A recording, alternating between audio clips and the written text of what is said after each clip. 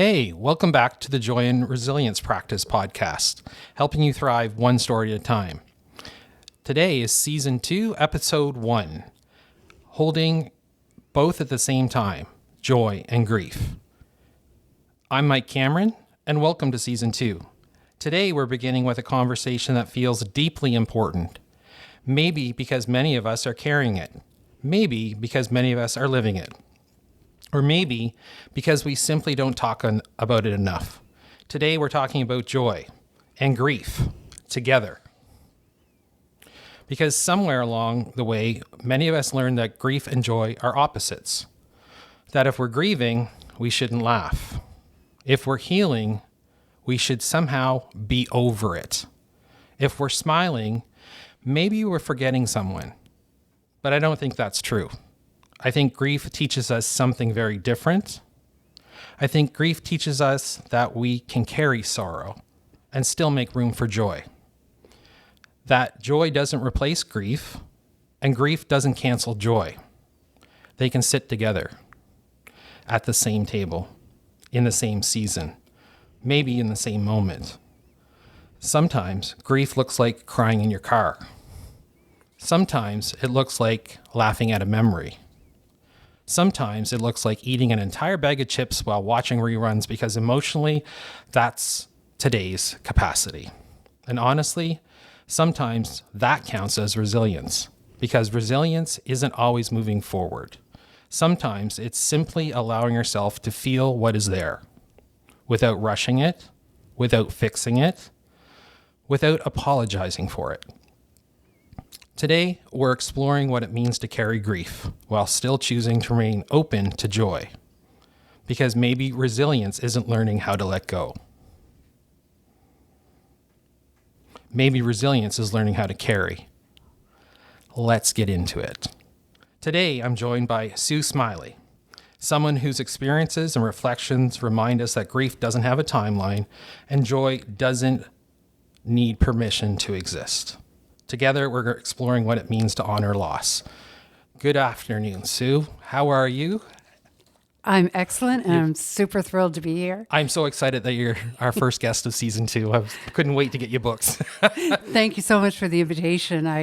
Obviously, this is a topic that I'm passionate about as a grief therapist and an educator. And as I was listening to you do the intro, I was reminded of a quote by Khalil Gibran, who was a Lebanese poet who wrote a book called The Prophet. And one of the things he said in this book was the deeper that sorrow carves out your soul, the more joy you can contain. The more joy. And I've loved that quote. I've kept it in the front of my brain ever since I first encountered it, because it speaks so directly to what we're discussing, that joy and sorrow live in the same house. Can live together. Yeah. They sometimes live in the same room, but they're always in the same house. They're hanging out. And as you were speaking, I don't know if you know the work of Dr. George Nonamo, who is a researcher and a clinical therapist from Columbia University. And he was the first person to look at the role and the interplay between resilience and grief. And what he found were the variables that you mentioned: flexibility, no timeline, no linear stage models. Those stage models make people feel very unsuccessful in their grieving process because grief is not linear. And also the fact that joy and sorrow are the key cornerstones of resiliency. You know, we can't have resilience without struggle. And grief is the story of survival and the story of struggle. Right, of both. Right. So as everyone can probably tell, Sue has some experience and thoughts on this.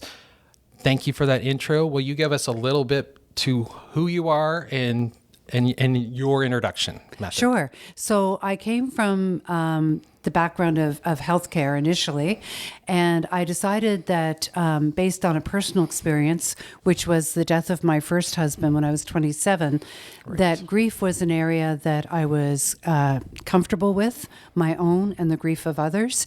And I noticed that there were some very unhelpful, unhealthy scripts associated with grief. Yes. And I felt that this was a field that I could contribute to. I would never allow myself to be introduced as a grief expert. I am a student of grief, and I always will be. Always. Good. And the grieving person is always the expert. And the population that is the most proficient in understanding grief are children. And they're often left out of the conversation. Adults, well-intended adults, may feel they need to be protected from loss, but they do not. And one of the areas that Dr. Bonamic talks about is that protecting children and not allowing them to experience some level of loss creates trauma. And it also creates this space where when loss does happen at their time and place in the universe, it creates a monster out of grief because there hasn't been an opportunity to try it on.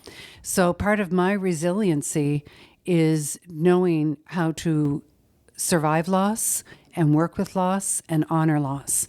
And I hope I'm able to offer that to other people. Yeah, and I think you do. So you've hit on a couple of the pieces that I really want to talk about too, is that resilience piece. And you mentioned the word scripts.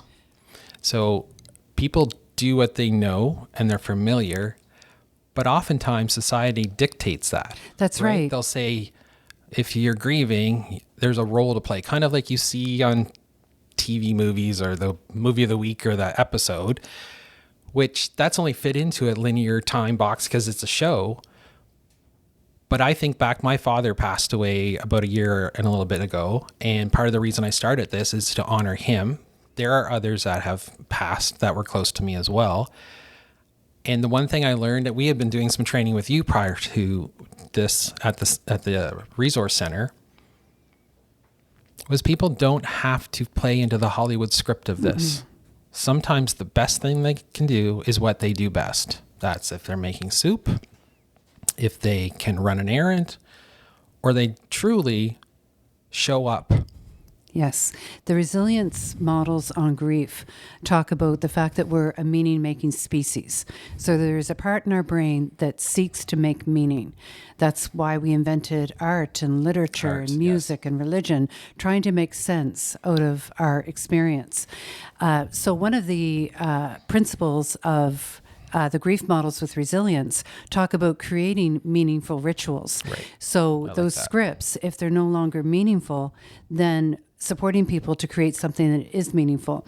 And also you mentioned instrumental grief, and that is the doing for people, the showing up with the casserole, etc.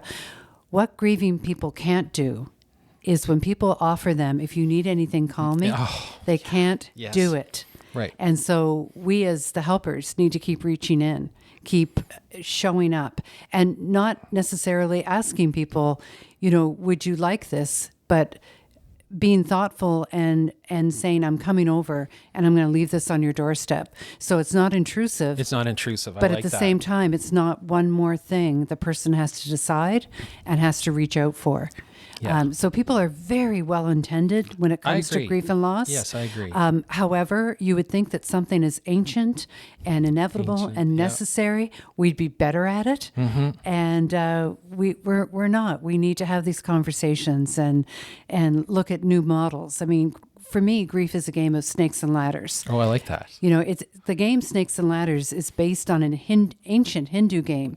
So 1 to 100 were people's ages, and it was understood that there will be more snakes than ladders. More snakes than ladders. Yeah, and so, but when you think of, one step forward or one step back, yes, the step back is just a revisiting. It's not a negative thing, but when we think in terms of linear, it's not good to go back. So grief is not linear. It is up, it is down. There is no time frame. Every human, every life form really experiences grief and loss. And any life form that can experience love will experience loss. When you're hitting on those things, I know this could be a conversation in many fashions, and that's why I wanted to have you at the beginning of this season. What are the most common, I want to make sure I pick the right word, boundaries or walls that go up when it does come that you've experienced from others when you're trying to support them in your experience? What is a common thing that you're like, there it is again?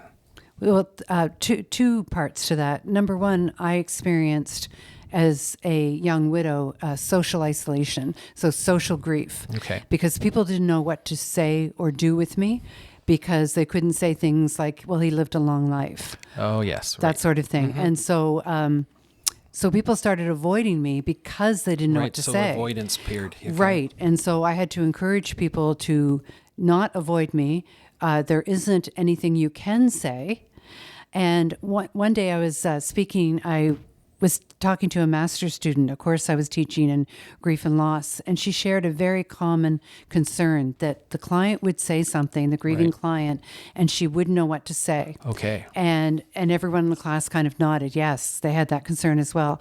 So I said to the class, does anyone here have a pet? And people raised up their hands. Okay. People talked about having a dog. Good. And were you comforted by your pet? Yes, we were all comforted. And what exactly did your pet say? Right? And so they kind Did of... they say anything? Yeah, no one. I said, so that your pet didn't speak. What did they do? What did they do? They came and sat beside me. They held space with me. They physically comforted Cuddled. me, and it was everything. So I hope that people can take away from that there isn't a perfect thing to say, and in our own discomfort or misbelief that we think we can Misbelief, I fix like that. or heal or soothe the grieving person, sometimes people come out with some things that are very unhelpful. Yes, and cause more. You hit the other word that I am very aware of, that word fixing. Yes, Fixing. grief cannot be fixed. It Right. can only be carried. And I think in the work I've done too, the word fix or that we're broken, and I know it's out there, it's in songs, brokenhearted, broken. Absolutely. And I think it goes back to the idea of the feelings. I always relate it to clouds. Like, I have the feeling, but I'm not that feeling. That Right. is what I'm experiencing currently. Right. And it should be like the clouds. And people get into, I got to fix. And it gets into people pleasing when really help and support and do what you can. And like you said, be aware. Be aware. Thankfully, pain is transitory. So regardless, and joy is transitory as well. Mm-hmm. Great Sorrow is not a permanent state, and neither is joy. Right. And so when we look at the term of, people talk about suffering. Suffering, for me, pain is inevitable. Suffering is Yes. optional. But I for like whatever that. reason, Say that again, Sue. pain is inevitable. Inevitable, yes. Suffering is optional. Optional. However, our culture, for some reason, really values suffering. Yes. You'll hear it in obituaries. After a long and courageous battle. What was so courageous? Because it was long. Yeah. And, we suffer for our art. We suffer for whatever it happens to be. People say so-and-so is suffering with cancer. Thankfully, that is not a permanent state. Right. And so, I'm not really clear why suffering gets so elevated. You hear it in birthing stories where Oh, people yes, talk right. about So you being started in the other labor part. Yep. and not taking any medication. And the last time I checked, there was no blue ribbon ceremony for that. Right. For who can suffer the most. Who can suffer the most? Right. And you're hitting on another part of, it's not a trauma contest or a grief No. contest. And some people experience more instances of grief, sometimes due to various factors. There's Right. people I can think of recently have said, I've had a loss in this due to someone's long-term disease. Something unexpected totally happened to a person, and it does happen to people. Right, that But it's- bereavement overload. Yeah, and it's not a contest. But people like to put it in that thing that you're going to, like last night, I'm going to share this too. Last night, I got my pin for donating for the 25th time.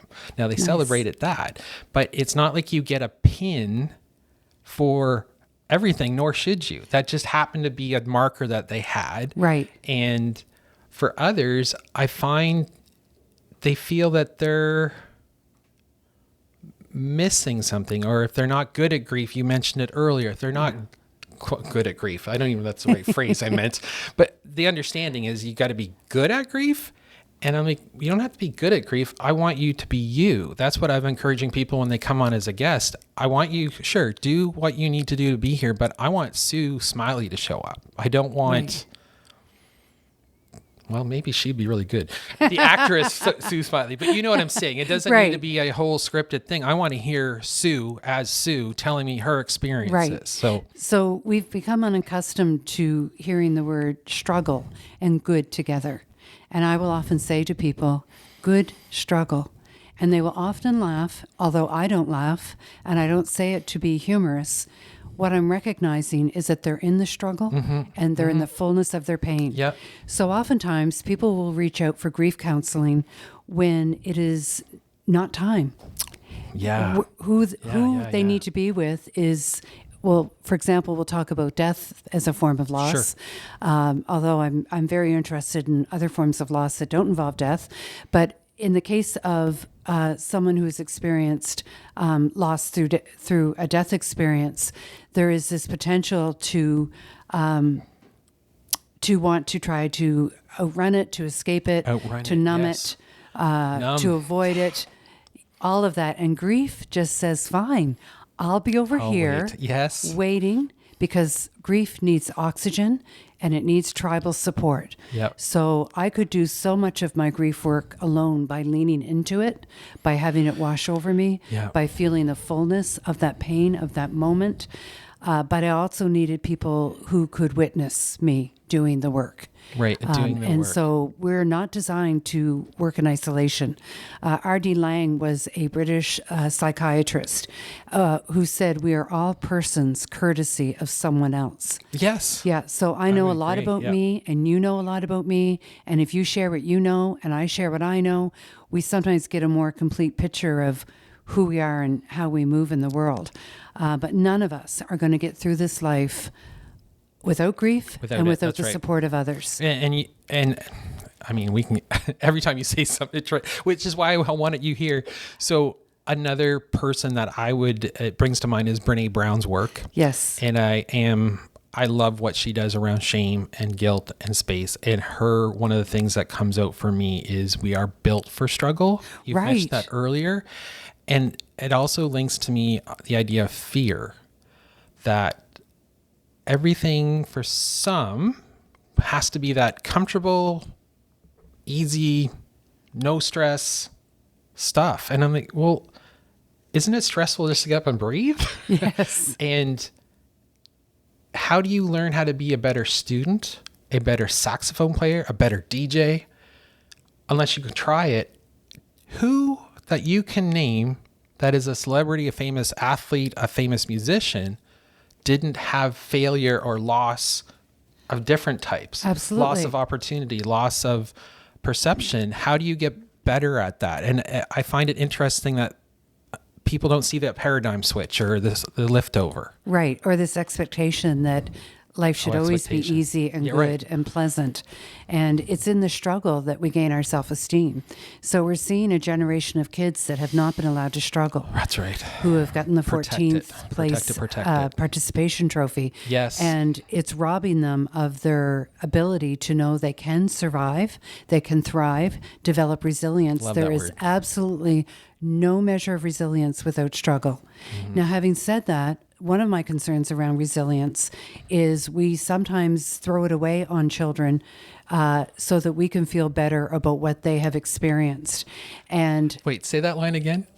We sometimes throw resilience, that children are resilient, and they are, so that we can feel more comfortable with what they've experienced. Mm-hmm. As an adult, I am still working on some of my childhood pain.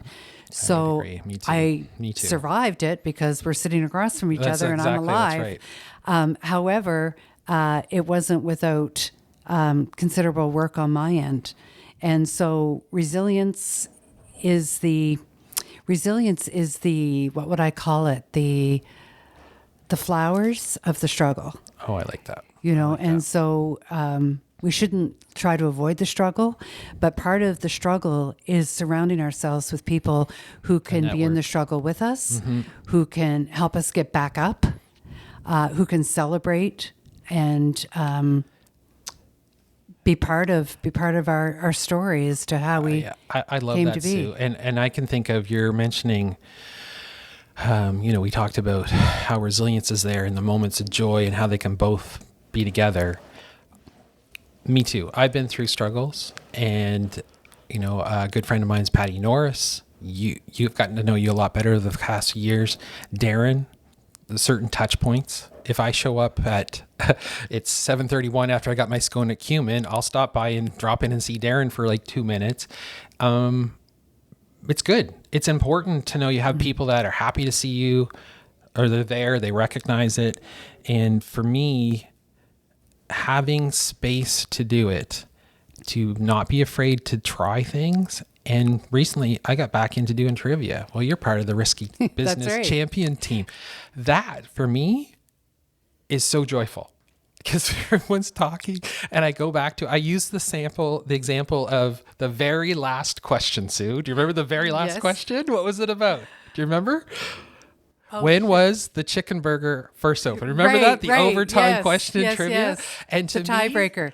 everybody was invested, and you said, I got it, and you landed it. And then Darren's like, I don't think it was open in 1886. And then you made a better guess than we won. Like, to me, that is that joyful, no matter what anybody around our team was going through that week, for those moments, especially at the end, who knew we were going to win in overtime, created joy. How excited was everybody? And it was one of those moments, like, who knows what was going on in the week for everybody. Yes, absolutely. But creating the moments and wanting to be there with people that were on our team. Yes. When I parked to come here today, I passed a coffee shop and they had outside tables, and there was a young woman on the phone. Yes. Sitting at that table crying. Oh, no. And I recognized that I was not invited to be part of the conversation, so I didn't insert myself. But if I could do it over, I might stop for a moment and say to her, you are so powerful in this moment. Right. Because she was crying in public, feeling the fullness of whatever she was feeling. Mm-hmm. And I wanted to celebrate her. Yes. Yeah. And it reminds me that I always talk to people about kindness versus nice. Being kind, being versus nice. Yeah. I'd rather you be nice and kind. Both of them together, not separate. I find if people do nice, it's very top level, very superficial. Whereas kind, I can still be kind and tell you something that you're going to be uncomfortable with. And I would want you to do that for me. So I really like that idea of telling people, even if you don't know them. Because sometimes, like today, I was at lunch at Cumin, and there were some ladies there, and one lady came back in. She was so embarrassed. She had walked right out. She realized she'd forgotten to pay. And her friends were there, and it was a big, I didn't know them, but I was we bantered back and forth, and you came back in and you didn't run away. Your picture's not up on the wall, but you can tell it's that little bit of people have their guard up, and it is something you need to watch for. And I'd rather celebrate people than tear them down. I don't want to be a Schadenfreude. Yes. I don't want to take joy in your pain. Why would I do that? Well, and loss is the connective tissue we all share. Our first struggle, our first loss is our birth. Right. Regardless of how we get out of the mother that has carried us. Right. And so we're all connected by loss. And I think that's why when people tell their story of loss, people take a step forward towards them. They don't recoil.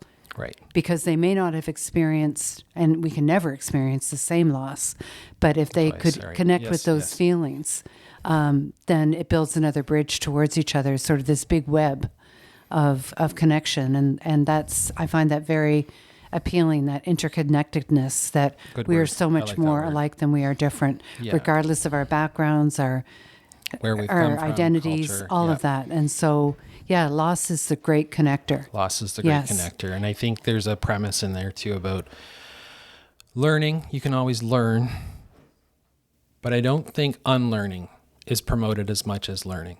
Right. I'm coming from a more informed place now. So when I think of the belief systems I had when I was 20, I thankfully evolved. Remember our 20s? Well, yeah. And so I see we live in a culture now that cancel culture is not leaving much room for people to evolve. And we can drag up something from their social media from years ago and hold it up. And so, my ideas around grief and loss have evolved. I like that. I'm constantly learning. I'm constantly wanting to be as aware cross-culturally. It's people will say to me like, what could there possibly be new about grief? Well, grief is not new, but our approaches to it are, and our understanding, and especially when it comes to ambiguous loss. Right. Loss that doesn't involve a death. Yep. There's no casserole. There's no Hallmark card. There's no and it ritual. shows up everywhere. And yet grief is socially sanctioned and publicly approved. Right. So I have to recognize that you've experienced loss for me to then engage in what could be some helpful grief support and back to you. Being empathetic, yes. right? Like step in with you, but yes. So I my totally assumption always is I'm always interacting with someone grieving. So I want to challenge you right now. Can you think of a reason why someone would show up for counseling that did not have a layer of loss? No. I don't think it's possible. Loss is constantly there. There's always an area, and you're hitting on that as well. When I've talked with staff members, that I said, this is not a death loss. This is about an opportunity that, or someone has moved away, or many times the dynamic is, if you don't agree with me, it's opposite. Plus I don't like you, or they've lost a friendship, or a friendship has, I don't want to say petered out, moved along. Because sometimes those friendships show back up later. Sure. But that is a loss, because maybe you and I were super tight and something has come between us. And many times when I've talked to people, I'm like, has something really come between you, or there's life taking you away? Well, I think of us as humans as traveling companions, and we companion each other as long as we're on similar paths. And I've had to say to people before, I've got to divert now because my path is over here. Yes. And I'm going to miss you like crazy, but I can't go with you. I've got to go over here. Yeah, I'd like that. Sue, I know we could talk for a long time. The thing I do with the Joy and Resilience Practice podcast, and I try and catch Alex's eye so I make sure I'm in the right realm. He's giving me the nod. We always ask 7 questions of the guests. So is it okay that I start to ask you the questions? Okay. This is the first one of the second season, and we have the great Sue Smiley sitting across from me. So I want to come back to the questions that help ground every conversation. Sue, here's number 1. You ready? Ready. Ready. I love it. What's one small moment of joy that's been grounding you lately? Grandchildren. Oh, your grandchildren. Yeah. Yes. I love hearing about them on the radio every morning. It's great. What's happening this weekend? Two girl sleepover? Well, it was a 2-girl sleepover, and now it's a 1-girl sleepover because the big girl is going to a Weezer concert. Oh my God. How lucky is she? Yes. God. The little one will have to suffer with hot tubs, fire table s'mores. Oh my God. She's going to hear Islands in the Sun and Buddy Weezer. Oh, I could go on forever. That's so great. Question number 2. When you think about resilience in your own life, what's a moment or moments that you could be proud of? Going to university for the first time at age 30. I was accepted to go the year that my husband died. Wow. He died in March, and I was supposed to go in September. And I ended up not going then because my brain was so consumed with grief that I knew I couldn't learn. I knew that I would read the same page 5 times and not be able to go. Yes. So when and when I say I waited 3 years, it's not that I was by any means finished grieving, but the grief had moved to a manageable place. And so I went to university thinking I wasn't smart enough. I'd never been. Anyway, it was the greatest joy. I was like a starving person, and education was the food. And you had the space to I had the mental space to occupy that. Your and capacity was opened up. Yeah, it was just an amazing time. It was a difficult time financially. but I knew that I was passing through. I knew that You were working education your was struggle. Yeah, Good I was struggle. working the struggle, and it was so worth it. Awesome. Yeah. Thank you. Number 3. What does it look like for you to recharge when your capacity feels low? And have you gotten better at that? Or is it still in, I'll deal with it later and hope coffee solves it stage? I'm fairly militant about my self-care. Nice. And my self-care has changed over the years to an even deeper dive to where the self actually lives. So it's about loving myself when I feel unlovable, forgiving myself my imperfections, working on boundaries. And when Boundaries. you've Oh, had that's a a great one. childhood with trauma, boundaries tend to be your life's work. Yes. And so constantly adjusting that boundaries are not a wall.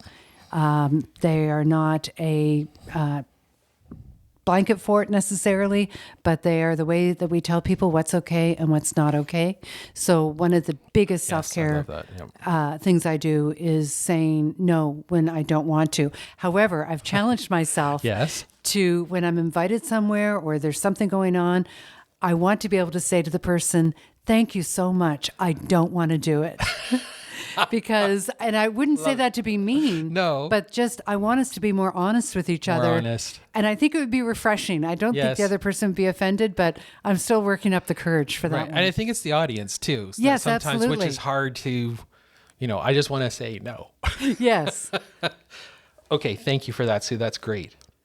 Number 4, who or what has been an unexpected source of comfort or support during difficult seasons? My partner. Your partner. I was unpartnered for 18 years, becoming educated, raising our daughter, reinventing myself. Reinvention. I Yes. started a catering business to help fund my 2 degrees.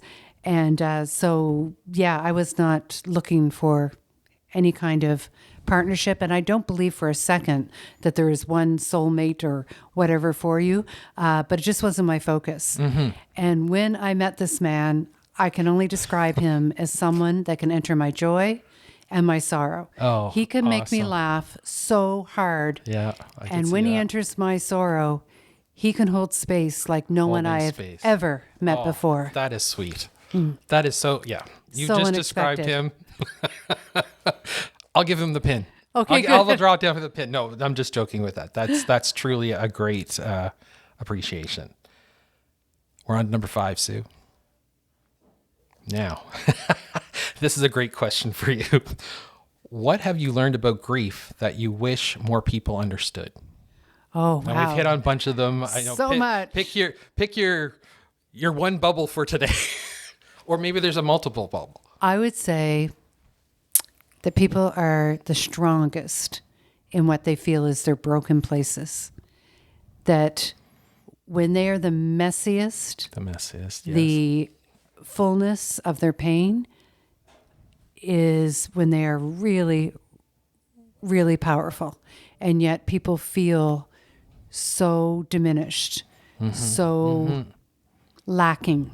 Lacking. That's a great And term. and I would think that if people could connect more with that power would be hugely helpful in their Helpful. grief process, because then they would see grief as their partner, their teacher, the lesson, teacher and the versus lesson. something horrible that's been done to them. Yeah, and just to tag on, I think it helps create that fear around grief that you're not going to get through.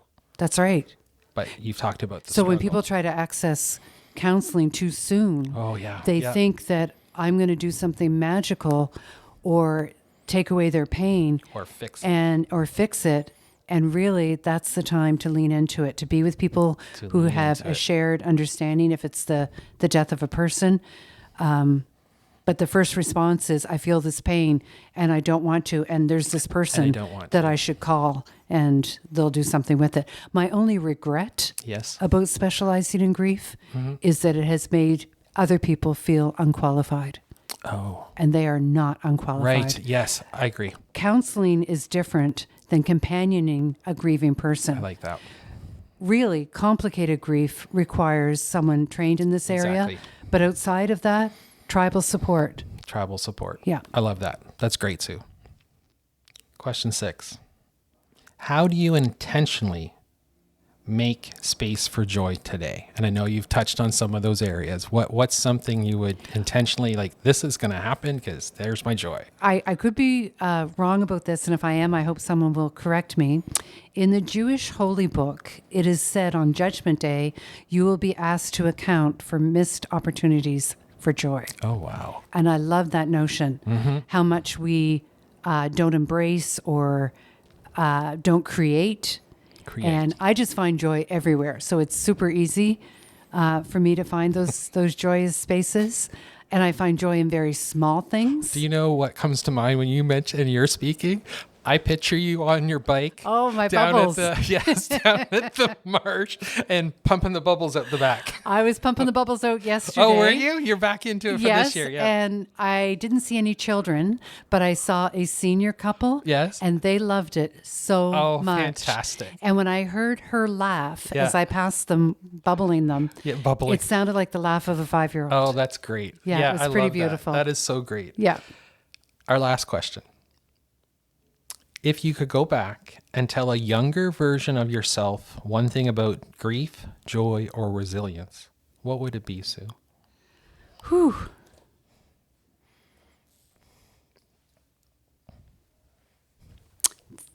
That you have everything you need within you. Mm-hmm. That you are powerful. Yes. And you will survive and thrive. Survive and thrive. Survive and thrive. And I'm grateful for all the opportunities of loss. Thank you so much, Sue. Thank you. There's a lot in those answers and questions. I'm going to thank Sue Smiley for her time today. Our final reflection. If you're carrying grief today, I hope this conversation reminds you that there isn't a right way to do this. You don't have to stop missing someone to laugh. You don't have to stop hurting to enjoy a beautiful day. You don't have to choose. Joy and sorrow can belong together. And maybe resilience is simply allowing yourself to hold both. Not perfectly, not all at once, but gently, over time. And maybe, just maybe, with a few more moments where the coffee stays warm. This is the Joy and Resilience Practice Podcast, helping you thrive one story at a time. Stay rooted in joy and keep rising in resilience. Take care of you, and we'll see you in episode 2.